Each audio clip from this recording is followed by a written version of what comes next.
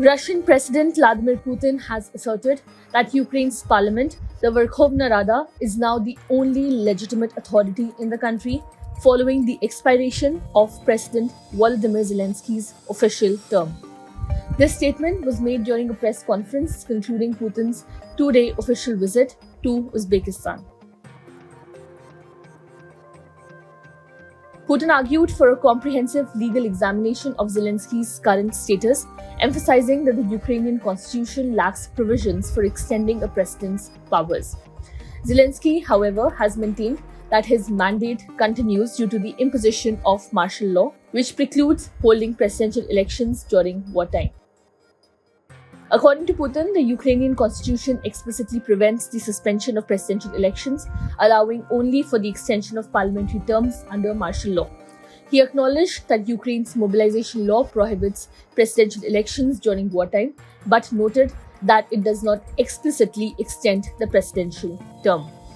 Citing Article 111 of the Ukrainian constitution, Putin contended that supreme presidential power should transfer to the parliament speaker, thereby rendering the legislature as the sole legitimate authority in Ukraine.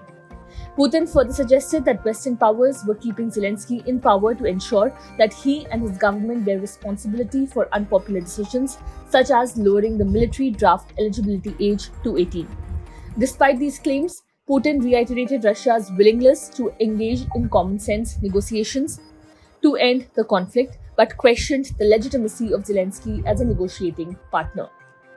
In response, Ruslan Stefanchuk, the Speaker of Ukraine's parliament, dismissed Putin's claims about Zelensky's legitimacy. He clarified that the imposition of martial law following Russia's full-scale invasion on February 24, 2022, has delayed the presidential election that would have otherwise taken place on March 31, 2024.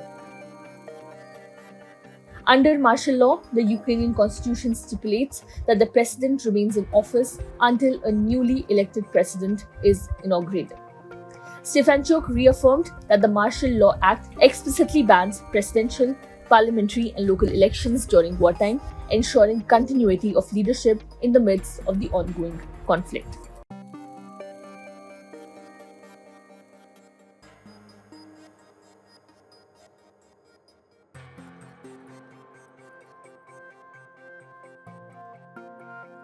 Subscribe to One India channel and never miss an update.